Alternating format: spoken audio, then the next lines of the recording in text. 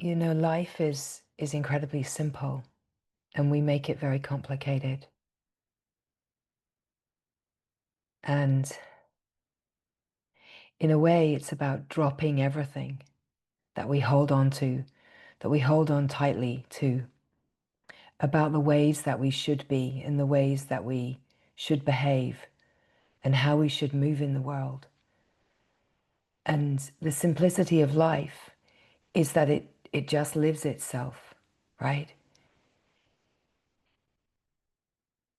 We are life. We are life here to live itself. We're not here to be complicated. We're not here to overcomplicate. And yet we have learned a protective way of overcomplicating everything. And we've even brought that kind of into the frame of spirit, right? Like, what is true spirit? What is the spirit? The spirit is the light, is life. And and here is life. We're here to kind of breathe life into life. We're here to be the aliveness of life.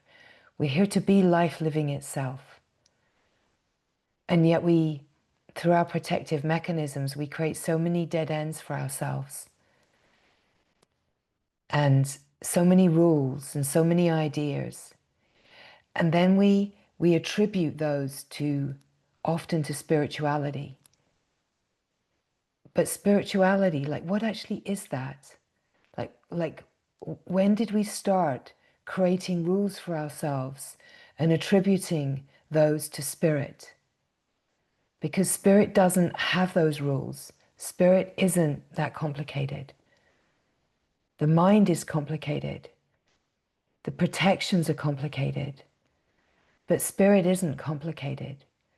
Like, true spirit, true spirituality is actually reality. It's life living itself. It's the reality of life living itself. So this opportunity to just drop into this moment, and let's say dropping into this moment and dropping everything, dropping it all, dropping all the ideas, dropping all of the ideas about how we need to be in life, how we need to be in our spirituality. Even if we drop the ideas of how present am I? Am I present now? Am I not present? And how we can bring something as simple as presence that's always here into the technology of making things wrong, making myself wrong because I'm not present. Am I present enough? Am I present now? Presence is presence. Presence is never not present. You are the presence that is always ever present, omnipresent, everywhere, a presence that is everywhere. That presence is never not presence. So this unfolding is never about, am I being present enough? Because the one that's thinking that is holding themselves into some kind of idea that we could, on a certain level, say pulls us away from presence. But in a much more simple way, what is presence, right? This invitation to actually be with ourselves in such a depthful and simple way that we just meet ourselves as we are. And we drop all of the ideas that are in between the sense of who I am and the sense of being. And we just allow ourselves to be here in the simplicity. In a way, we meet life in its wildness, in its openness, whatever we see on the screen. And we stop imposing ideas about life, stop imposing ideas upon ourselves. We stop dividing life into what's good and bad, what's hard and what's easy, what works and what doesn't work. And we really come to open to the field of presence that's ever present, that includes everything, truly includes everything. It includes all of life, because it is all of life. It is all of life. So then we immediately take away the ideas of what we are allowed to do, what we're not allowed to do. And we come to this intuitive knowing, which is also called the heart. And we start just following the heart. We start following our joy and delight. We remember what it is to be childlike and playful and innocent, and to move from an inner yes, right? Like a little child that just says, jumps up and down and just says, yes, yes, yes, yes, yes, yes, yes, yes, yes, right? And we allow ourselves to move as a flow of life where nothing is outside of what is allowed.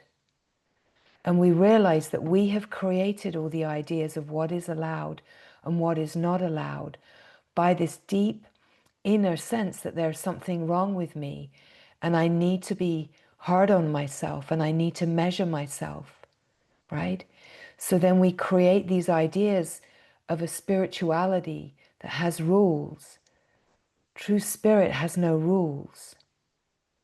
And we could say, well, then I'm going to go all awry and I'm going to be in my ego and I'm not going to be in this unfolding, this unfolding of grace. But what we really come to realize is that the way that we deepen is inside the silence, inside the stillness, inside this moment, inside the field of presence. We never deepen by, let's say, looking for our permission or validation externally. But by saying that, we're not saying that we're not allowed to engage in the world and enjoy the fullness of life, living itself. It's about recognizing that any kind of validation that comes from the external or a seeking permission from the external will not bring us deeper into our intuitive knowing and the presence field and the truth of heart. So we could say in that the only permission is inside. The only permission is your inner compass that recognizes what brings you alive, what brings you joy, and allowing the fullness of life to live itself. How we come to remember the union of all is by undividing the life and realizing that everything is holy. That we have set up these ways of moving, relating with each other, with family, with the world, that are within the realms of protection. We generally don't communicate openly. It's the most bonkers thing. So many people are wondering how to deal with a situation. I'm not referencing just us here. I'm speaking about the world at large, let's say. So many are wondering how to deal with a situation that all that is ever being invited is open communication, just true communication. Questioning things that feel mysterious, bringing forward things that don't feel clear, questioning our motivations, speaking honestly from the heart. What do you really want? What is your true yes? Not moving from the shoulds and the buts and the have-tos and perpetuating those dynamics. That we're being invited to allow our nervous system, our consciousness to relax so that our physiology, let's say our neurophysiology, is so at ease, so regulated, so soft, so gentle and so tender that we realize our true nature in the deep relaxation, right? We don't need techniques of how to unravel the the stories and beliefs and ideas and concepts that we're tangled in. We don't need more techniques to get us out of everything that we've tangled ourselves in. What we're really being invited into is a level of relaxation where we really, truly recognize that everything is holy. So the play of the world and the seeming craziness of the world, when we really open to it, it will crack our hearts open because we stop protecting ourselves. But when we're not afraid for our heart to be cracked open, we release the story around, we release the fear of emotionality, we release the fear of feeling cracked open. So we release the story, we release the holding, we relax, and we just allow what's here to be here. The tenderness, the openness, the beauty, the realness, right? Yeah. We realize that we can communicate with anyone in any way if we're open to openness, if we're open to be real, if we're open to the real conversation, and we're not afraid of the real conversation, right? So then we have this opportunity. Well, okay, if I'm afraid of the real conversation, or if I feel like I could say something wrong, or I could express something or reveal something about myself, or I could trigger someone, or I could upset someone. So then we have this incredible opportunity to be with ourselves in what life is offering us, right? Whatever life is offering us, whether it's a physical circumstance, whether it's an intense emotion, whether it's a sense of, is it okay to feel good about myself? Is it okay to feel a sense of, well, we might call it pride, but what if the truth is that, like, we've learned that maybe pride is kind of boastful. We've learned that maybe pride comes before a fall. We've learned that to have pride is somehow a negative attribute. But what if our true nature is to just be fully joyful and delighted and inspired and engaged, fascinated and alive, and that there's no actual pride in that, right? That we're allowed to be the fullness of ourself. We're allowed to share with our companions the beauty of things that are unfolding, right? We're not, we can be conditioned to feel like we should relate through talking about the problems and what's hard, and that we shouldn't relate through saying, wow, something incredible happened yesterday, or this week has been so joyful, or something really beautiful. We might share those things, but we would be more hesitant to share what's wondrous and glorious than we would to share what feels hard, right? What if we're allowed to just be true and real, right? And what if the play of our life is constantly offering us this opportunity to find out what we're in allegiance to, not as a way of making ourselves wrong, not like, oh, you're bad, you're not in allegiance to the presence, you're not in awareness right now, you're not in allegiance to God and glory right now. But what if every moment is a moment to say, there's a part of me that has been hiding, right? And now I meet this part with tenderness and care. I meet the fear, I meet the judgment, I meet the part that feels like there's something wrong. I meet the anger, I meet the seriousness, I meet the sense of feeling kind of unanchored and a bit lost. I feel the sense of not knowing how to do this life. I meet the sense of feeling like I'm failing or lacking, or I'm not achieving in a worldly way.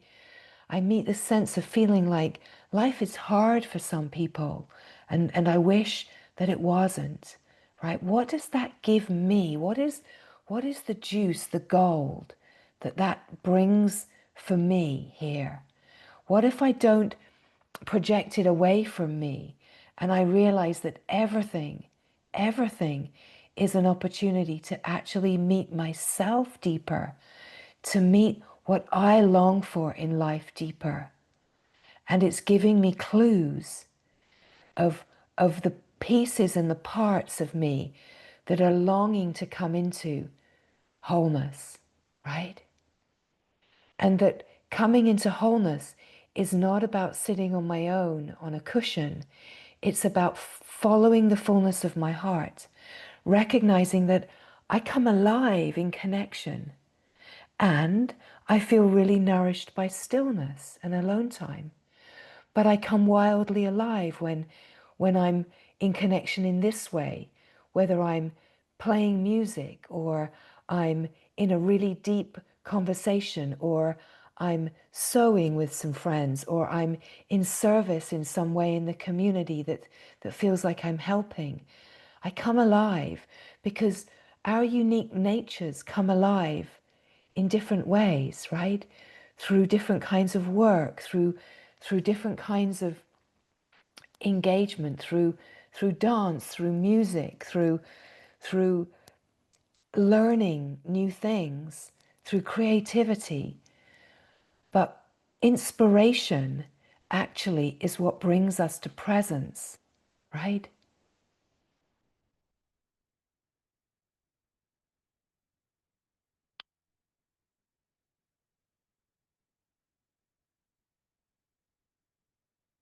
When I sit with people that are not in satsang or maybe don't have the kind of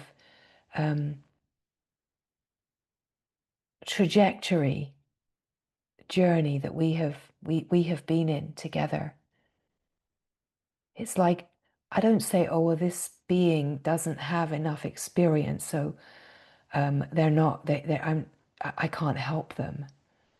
I sit and I find a way to connect with that being, with with with who they are, who they know themselves to be. Like who do you know yourself to be? What brings you alive? What makes you smile right now? What would you like to be doing right now if there was nothing holding you back, right? And these kind of inquiries bring people that don't even consider themselves to necessarily be spiritual to presence, to a depth of presence and a revealing of profound presence, right? Anyone, everyone can come into connection with presence. When we listen deeply and we just be here, we come to a field of presence. And when we come to inspiration and we come to what brings you alive, what do you love? What do you love? What brings you joy? What do you do for fun? Right? When do you feel like the most like yourself? When do you feel the most free? Right? These are the kind of questions that I might connect in with beings to invite them to presence. I wouldn't necessarily say, so come to the here now, right? I wouldn't give them like meditation instructions, right? And we all know this. We all know this as ways of connecting with beings and with ourselves. So what if we just drop all of the ideas that we have of how we need to be, and we recognize that somehow we have allowed the idea of spirituality and our unique idea of spirituality to be distorted by sets of rules and expectations that actually we're imposing upon ourselves. Because even the wisdom teachers in the lineages are not necessarily imposing things the way that we impose and put expectations upon ourselves. And we put those expectations upon ourselves born out of the sense of division and lack, and that there's something wrong with me. As we often speak of when we come to the frequency of unity, the presence field, this is where our true blossoming happens. We truly blossom in our uniqueness when we're blossoming out of the field of presence, where we're blossoming out of a sense of being present with ourselves, so that we can feel the realness, the reality of just being who you are. And that we're allowed to shift and change and morph in life. And as we deepen, we will. Our relationships, our interests, the things that bring us alive will shift, will change. What if we're allowed to renew our connection to inspiration in this moment and this moment? And we're not here to hold ourselves in ideas, in timelines, in beliefs that we have to see this through, we have to engage in this way. And we're allowed to be the fullness of life living itself. True nature is that flow of nature, and nature is always giving us clues as to what it is to be in our true nature. One of the biggest clues that nature gives us is that a flower is never trying to be a rock, right? A bird is not trying to be a tree, right? A bug is not trying to be a monkey, right? So who are we trying to be, right? Who are we here to be other than the uniquely wired being that we are here to be? And that to be the living of life is to be the unique one that we are here to be. That no one else does you like you can do you. And if you try to be like this one or that one, or you create a set of rules for yourself based on what was imposed on you in your young life, or what you think that society, the collective, the world is asking of you, how will you ever know who you truly are and who you are here to be, unless you can be connected to your inner intuitive knowing, your heart and the presence field, and actually access the signals of connection to source and being resourced from source, and actually access the signals of feeling alive and true. And you can actually give yourself permission to enjoy life, be in the joy, the bubbling brook of life, just babbling, just because it's a babbling brook that's just babbling along, right? Full of life, full of wonder, full of awe, not trying to be a great lake, right? No, not trying to be a great lake, just a babbling brook, just bubbling along, jumping over rocks, curving around sticks, being the buoyancy that carries leaves, being that which all sorts of life is dancing around in, right? Just to be the one that you are here to be. And it's not like the someone I am here to be, the big successful one. No, the one, the unique one. And to open to the true nature open to God and glory, open to the source of it all, is where we activate the codes of the divine child, the child of God, the innocence, the essential innocence, to be the one that we are here to be. What greater modeling could we give our children? The children, the younger ones in our field, and even the children that our parents are. What greater modeling could we give them than to be the fullness and the real one of our own true nature, right? We could say to have the courage, but my goodness, how bizarre that we have to have courage to be our true self, to follow our deep intuitive knowing, to really rest in the heart. And so then we see, okay, so I see what's going on here, life. I see what you're offering me, life. You're reflecting to me, like where things feel challenging or hard or questioning, you're reflecting to me the places that I'm not free. You're reflecting to me the places that I'm protected.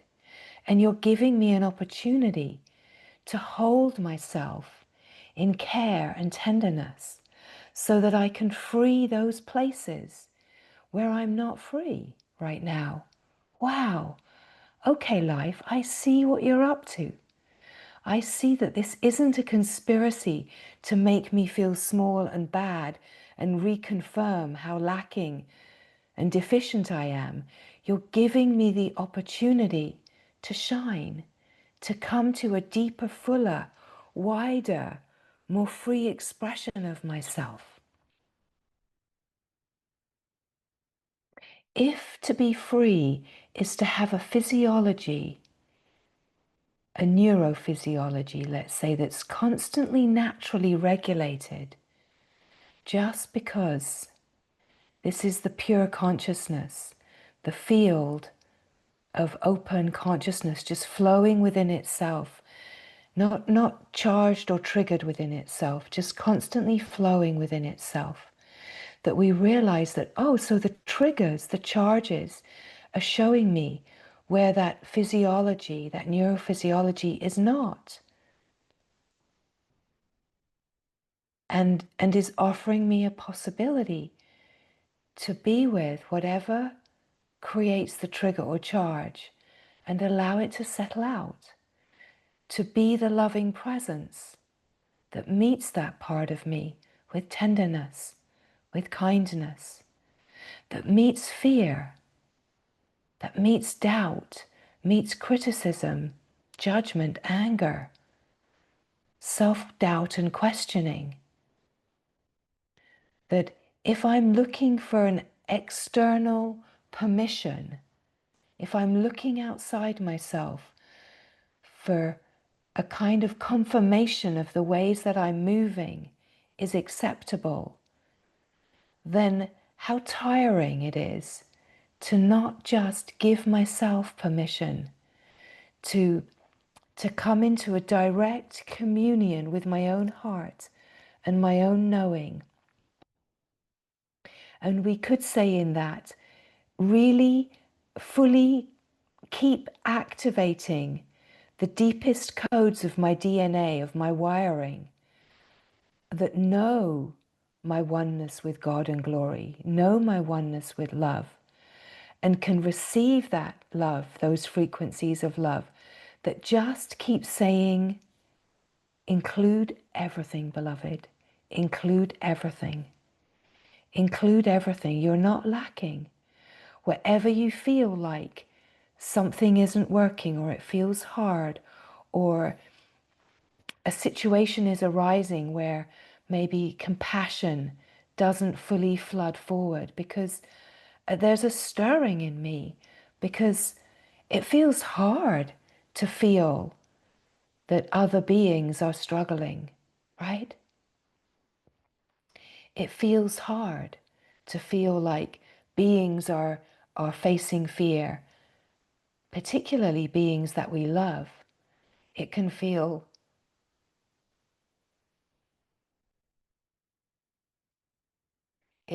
hard to feel like there are children suffering in the world, that there are people suffering that seem to be innocently struggling, but to know that every soul has its own journey, that we give every soul, its autonomy and sovereignty, that every soul, no soul is left out, every soul is in their own absolutely perfect trajectory. And we can extend our trust to every single being, that beings don't need our pity. And so when we shift pity and our misaligned ideas to actually allow our hearts to feel what is underneath that projected pity, that we're being asked to feel our own tenderness, our own fear, our own frustration. It can even be our own frustration at a world that feels unsafe, that feels crazy. And all of that is going to have been with us for our whole lifetime, because we could even say across many lifetimes, because everything that we meet is already inside us. Everything that's arising is already inside us. There's nothing new that we are facing. What life is offering us is to stir what's already inside us, right? So when we are willing to meet what is inside us, our fear, our tenderness, our sadness, our sorrow, our heartbreak, our shame, our guilt, when we're willing to meet it all, right? To not make ourselves wrong for having feelings, for having tender parts, for having parts that feel unconscious and unintegrated and a little clunky in the relational field, right? Life is offering us the possibility of recognizing, wow, I'm a little clunky in that area of relational dynamics. I'm a little clunky. Can I, instead of making myself wrong, making anyone else wrong, just open to the field of like, wow, there's a little clunky dynamic happening here, and this is somehow a gift. Can I be real here? Can I be tender-hearted here? Can I allow myself to feel fear, sadness, sorrow? Can I allow myself to feel what is inside me that just wants my attention, right? Can I allow myself to be fully human here, fully real with myself? Wow. So let's even extend this to the places where we sometimes say, I'm not going into the story, right? So for sure, the story can lead us into, some fear and some dynamics that could be a distraction. But let us also be really ready to notice how sometimes there's wisdom in the story that offers us access to deeper tenderness of our own heart. So if we're too quick to say, I'm not going to go into the story, or I don't want to get distracted with story, that there's a place within our in our mature unfolding for acknowledging story, right? That it's very different to acknowledge story within our maturing and undividing of the life, to recognize the place that story has, that's very different to the very early stages of our unfolding, where we're just completely identified with story and we believe it to be true, and we're in that pain body, right? So we learned in the earlier phases of our unfolding that story can be a place that's distractive and stuck. And we've learned to expand, and we've learned to maybe not identify with story and to identify with presence. But let us also remember that as we open, that when we can look upon story, we can look upon what is happening, and we can draw out the wisdom. We can use it to recognize, okay, this is where I'm getting stuck, or this is where my fear is. This is what I'm afraid of. This is where I actually don't want to go.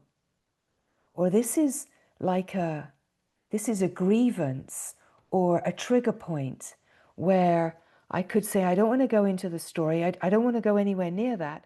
I just want to be in the glory.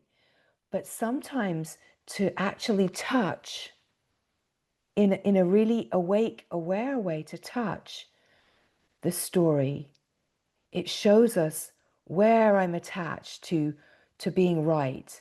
What is the feeling here? I feel scared. What is the feeling here? I feel dishonored here. I feel unseen here, right? And drawing out the wisdom without identifying can often allow us to then say, oh, I hold the place that feels unseen here. This sense of I feel like I'm not compassionate, that I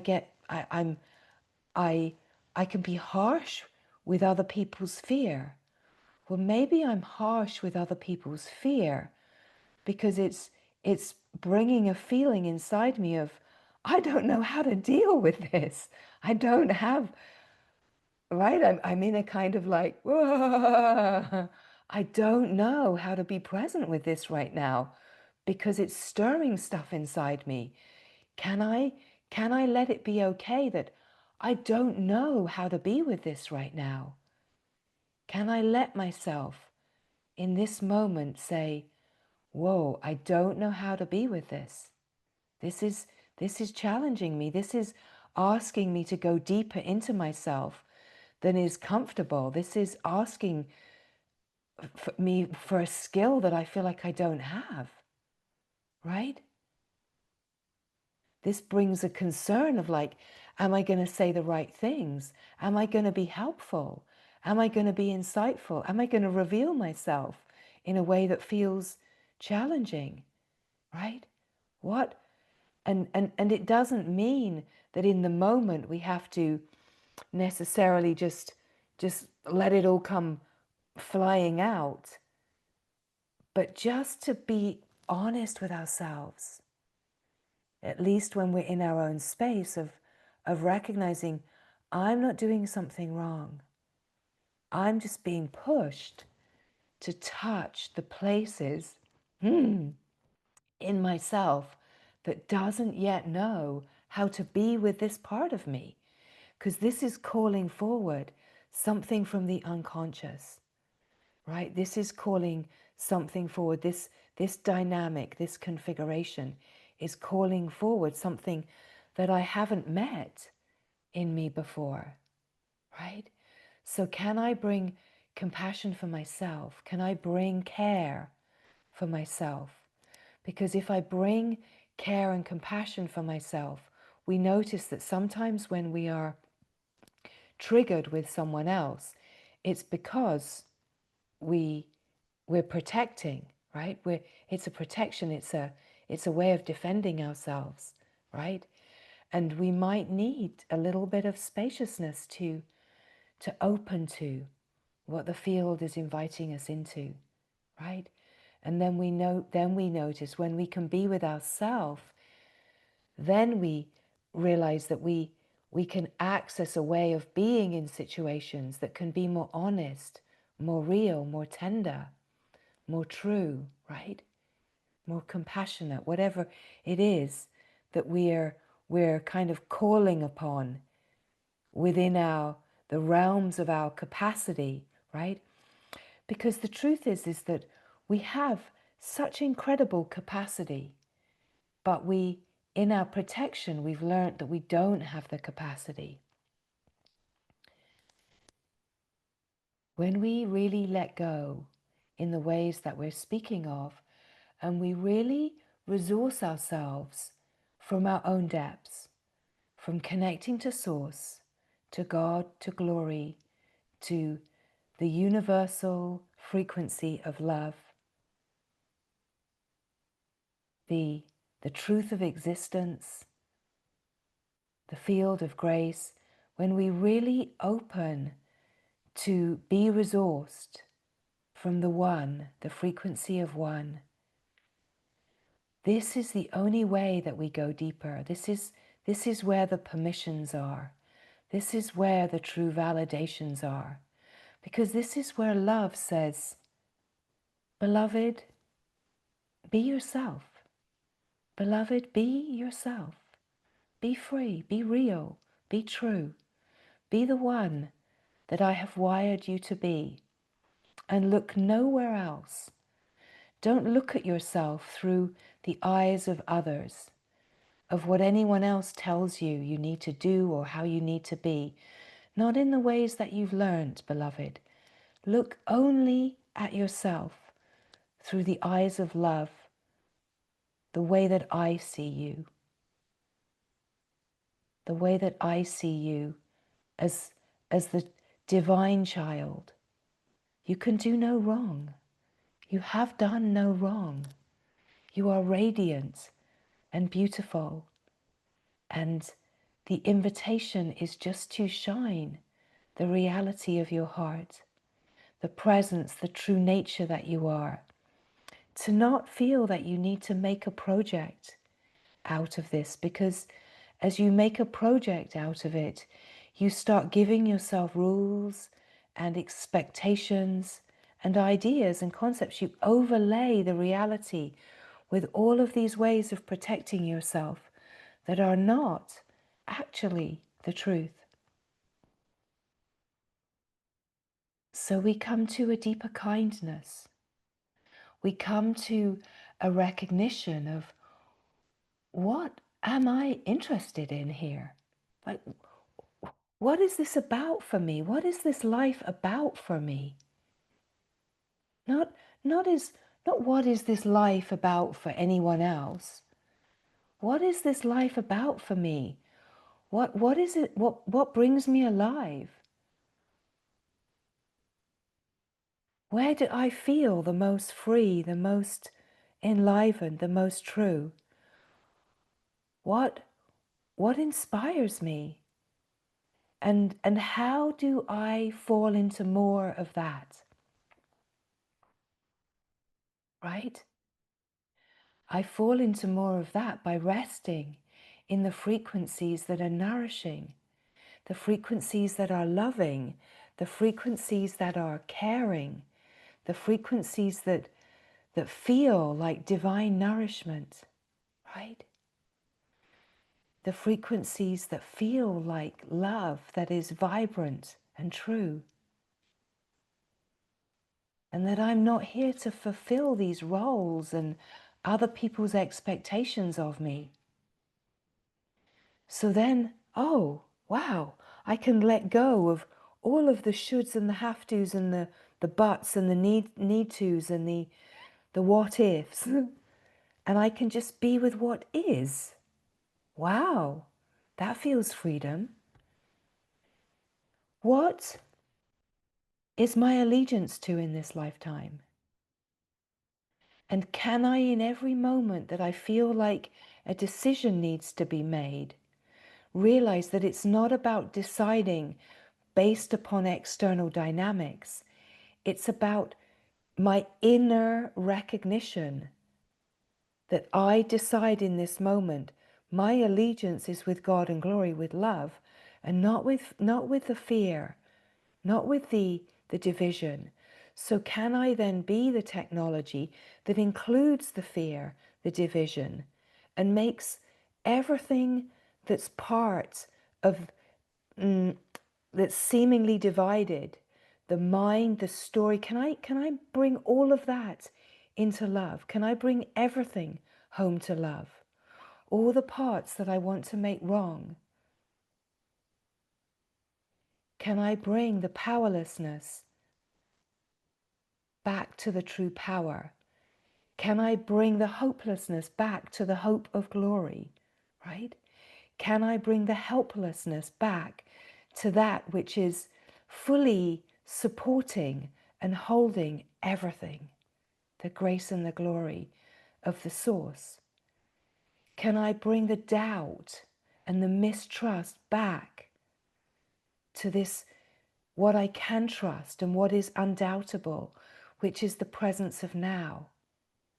Can I recognize that when I bring everything to the now, everything is holy, everything is belonging to the one, nothing is outside? And then I am in this frequency where the only moves that I make are the ones that feel like grace, that feel creative, inspired, loving, caring. I'm never being asked to move in any other way than the flow of love. So then what kind of pressures do I put on myself? How can I take this all very seriously? How can I give meaning to things that don't have that actual meaning? And how can I be the flow and the aliveness of life, of spirit, that is ever alive with full abundance and life, that is ever refreshing itself, that is constantly breathing life into life, that is an ever fulfilling well, that is always, always abundant and flowing? How can I be the flow of the ever-abundant wellspring of life? How can I live in the flow of nature that gives itself freely, always, always? How can I be in that flow? How can I be in that flow? How can I enter that flow? By giving and receiving freely. How can I allow myself to receive when it is absolutely openly offered to me to receive? How can I not put restrictions upon what I'm allowed to receive when it is being given freely to me? Why would I restrict what is being given freely? What reason would I restrict myself when it is being given freely, when life is being given freely, when the flow is being given freely? Why would I hold myself back from receiving, from giving all of myself to that flow of life? How can I not be sidetracked by belief and ideas and mental concept and worldly plays? How can I be so wildly spiritual that I let go of traditional spirituality and I distill my way right the way through all of the seeming ideas and concepts and expectations that I have created out of the pure wisdom? And how can I be so wildly spiritual that I am free in spirit, to flow as spirit, and to realize that I give meaning to life. I breathe life into life. That here, as a child of God, I have been given the activation of being life itself in the likeness of God and glory, being the universal light, the universal life, the flow of universal existence, that this is what I am. Why would I step on the hose of the flow of life? Why would I put the handbrake on and spin in my own tracks when I am being given everything freely? What would hold me back? What would hold me back from being my full, unique self? Right? So just to notice what is happening in the field, in the flow of transmission. That I am not here to be anyone other than the one that the divine has created me to be. I'm here to be myself. I'm here to be unique. And in a way, this dance with true nature is about me discovering and living as the one I am here to be, and not making myself wrong for being that one. Right? So when we are just here now, in the timeless now, just here, just as you are, not adjusting yourself, altering yourself, putting on your spiritual hat, not, not, not creating a mood, not trying to alter yourself in any way, but actually being at the altar of now, just as you are, just as you are. You are in the embrace of the beloved. You are in the love of love. It's like love says, relax, relax, be yourself. Find out here in the softness, in the openness, in the lightness of being, the true reality of who you are and what you are here for.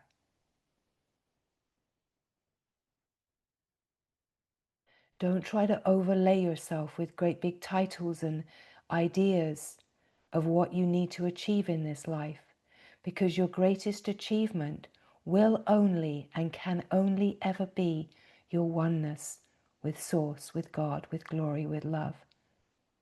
And, beloved, let us remember that that achievement is not in time, it's not in the future, it's not an aspiration being dangled before you.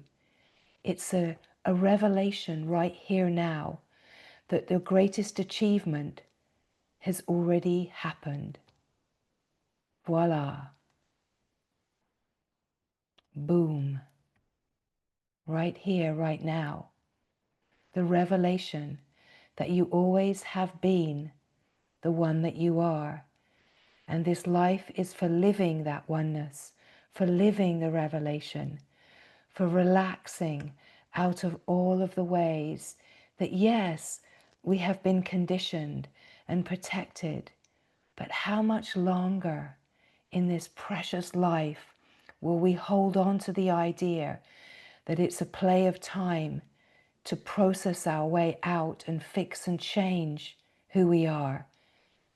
When will we accept the grace of now and actually just absorb the wild frequencies of perfect love that are being given to us constantly, here now, in this great glorious field?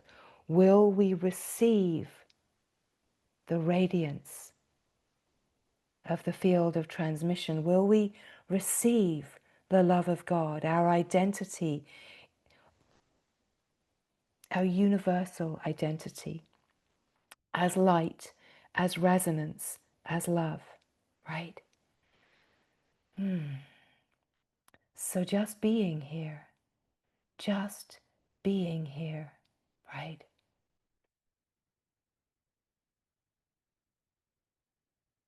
Receiving yourself in love and care, receiving the presence of yourself, receiving the fullness of yourself, receiving the fullness of the beam of light that is right in your eyes.